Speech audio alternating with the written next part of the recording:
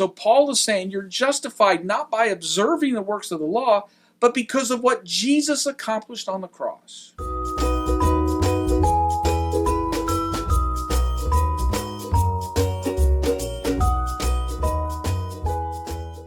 Hi, welcome to our YouTube channel here at Mundelein Church of the Nazarene, and welcome to our series, The First Book.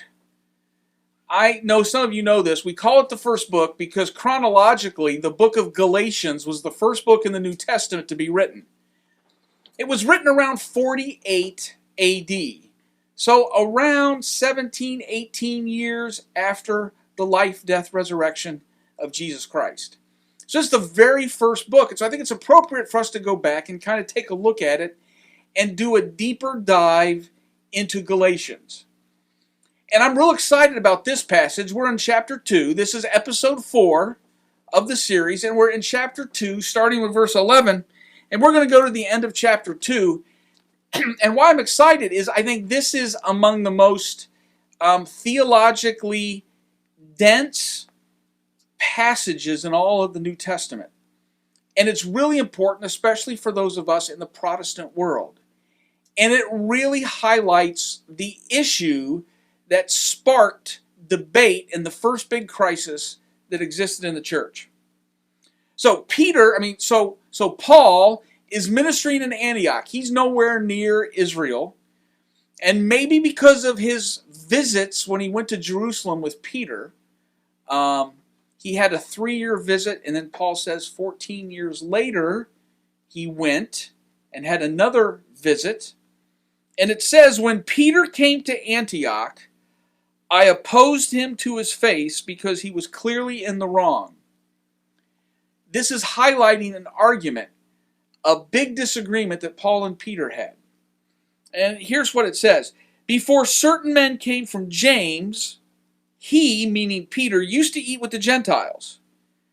But when they arrived, these men from James, Peter began to draw back and separate himself from the Gentiles because he was afraid of those who belonged to the circumcision group. So let me give you a little description. Peter had gone to join Paul to see what Paul was doing, and when the church would gather together for meals, Peter would sit down with them. And it seems fairly evident from the context that when they sat down to eat, that there were certain Jewish food laws that were being broken. Now, I don't know which ones, but I'm going to just set a picture for you, if you would. Imagine a roasted pig in the middle of the table, and Peter and Paul had that little plastic Famous Dave's barbecue bib on, and they were enjoying the meal with all the Gentiles. And so Paul had brought Peter, the lead disciple. They'd heard all about Peter, and now Peter is sitting with these new Gentiles and enjoying fellowship and talking about Jesus as they're sitting around the table. Then word comes that men from the church in Jerusalem, which was kind of viewed as the center of the church, had arrived. And all of a sudden, Peter jumps up, snaps off his little plastic bib, grabs that little lemon wet nap you get at those places to remove the smell of barbecue sauce from his fingers, and he goes running off to meet the men from James. Now, I want us to see a couple different things here. First thing, it tells us right away who's viewed as the leader of the early church. It's not Peter. And of course, it certainly isn't Paul. It's James. And all of a sudden, Peter is embarrassed or worried or fearful of his participation with the Gentiles. And so he pulls away. He doesn't want to be seen. Now we have a second problem. And let me read this. The other Jews joined him in his hypocrisy, so that by their hypocrisy even Barnabas, Paul's friend, was led astray. And when I saw that they were not acting in line with the truth of the gospel, I said to Peter in front of all of them, Paul is not shy at all. You are a Jew, and yet you're living like a Gentile, and not like a Jew. How is it then you're forcing Gentiles to follow Jewish customs? So Peter exacerbated things. James came and probably had his view that Gentiles must submit to the Jewish food laws in order to be part of this new church. And Peter went along with James' ruling, and so did Barnabas. And all of a sudden we had an issue. Peter was just sitting down, eating the roasted pig, and now James shows up, or men from James shows up, and now Peter has stepped back, looking at these same Gentiles and say, wait a minute, if you're going to be part of the church, you can't eat any of this either. You have to become like us first. And Paul went, wait a minute. That cannot be the case. Jesus said, go and make disciples of all nations, not have all nations become the Jewish nation first, and then they can come to me. So here's the big debate. The big debate is not so much who is allowed in. I think James and Peter and Paul all agreed everybody's allowed in the church. The issue is, what are the requirements? Paul is saying Gentiles can come in as Gentiles. James is saying Gentiles have to submit to the Jewish food laws to be part of the church. Barnabas was caught in the middle and ended up going with the Peter and James faction. Now let me be honest. Let's at least keep in mind the dynamic here. On one side you have Jesus' brother and Jesus' head disciple. On the other side you have the guy that persecuted the church. And he's saying Peter and James are great, but they're wrong. I think if I ask myself honestly the question, who would I have followed? I probably would have followed Peter and James in that case, just because of tradition's sake. But this is the argument in Galatians. Now, here's the part of the passage that we all know very, very well. What we don't know is this. Is this part of the continuing argument with Peter? Or has Paul now left that argument and now he's speaking instructively? We who are Jews by birth and not Gentile sinners know that a man is justified by observing the law. Is not justified, by observing the law, but by faith in Jesus Christ. So we too have put our faith in Christ that we might be justified by faith in Christ, and not by observing the law, because by observing the law, no one will be justified. Now, we have just entered into one of the more hotly debated passages in the New Testament. Let me tell you where the debate lies. And we who speak English, it's tough for us to understand. When I said we're going to a deep dive, this is going to get kind of deep in the weeds.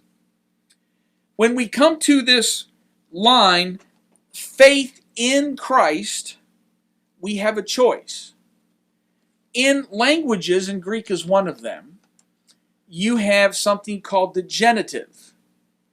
And the genitive can be taken a lot of different ways. And you make choices by context.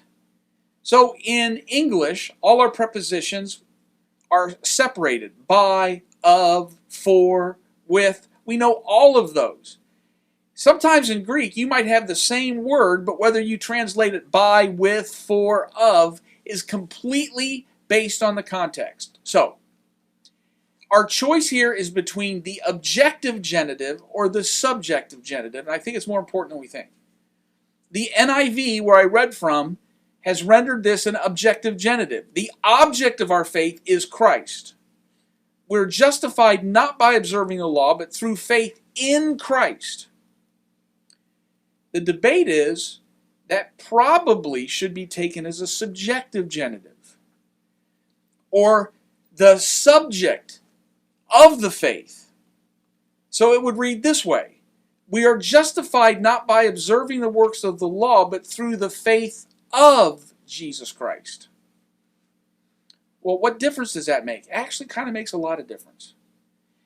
Let me read it with an objective genitive like I did before. There's a circular nature to the logic here.